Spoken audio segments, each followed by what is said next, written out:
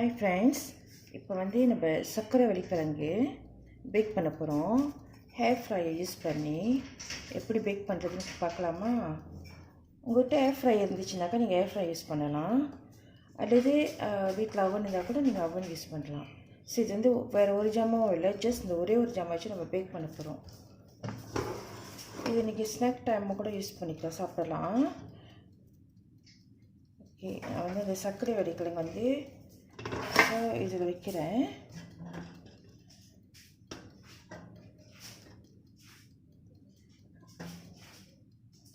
நல்லா கழுவி வாஷ் பண்ணிடுச்சு. சர்க்கரை வள்ளிக்கிழங்கு இங்கிலீஷில் வந்து ஸ்வீட் பொட்டேட்டோன்னு சொல்லுவாங்க.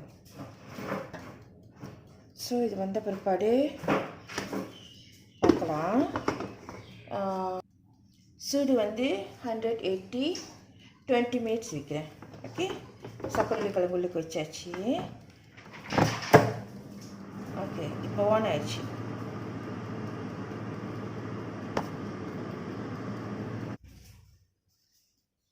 ஓகே, மணி அடிச்சிடுச்சு, சத்தம் கேட்டுச்சுல. ஸோ அந்த 20 மினிட்ஸ் வந்து முடிஞ்சுது. இப்போ நம்ம திறந்து பார்ப்போம் கிழங்கு வந்துருச்சான்னு. பாருங்களேன். ஓகே, ஸோ நம்ம எப்படி இதை பார்க்குறதுனாக்கா குத்தி பார்க்கணும். இதை வந்து குத்தி பார்க்கணும். வந்துருச்சுனாக்கா அந்த கரண்டி வந்து உள்ளுக்கு மசிப்பு வரும். சரிங்களா? அவ்வளோ சாஃப்டாக இருக்குன்னு. ஸோ அப்படின்னா கிழங்கு வந்துருச்சுன்னு அர்த்தம். ஸோ இப்போ நம்ம ஒரு கிழங்கு எடுத்து வச்சு ஓகே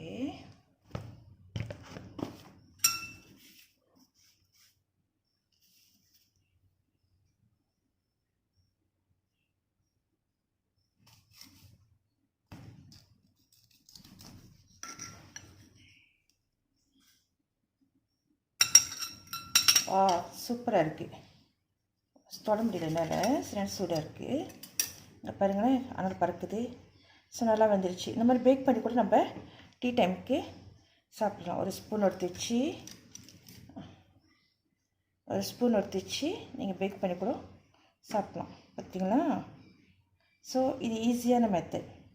உங்கள்கிட்ட ஏர் ஃப்ரை இருந்தாக்கா நீங்கள் ஏர் ஃப்ரை யூஸ் பண்ணலாம். இல்லை நீங்கள் வந்து அவனில் வச்சு கூட பேக் பண்ணலாம். சரிங்களா? Okay, enjoy your cookie.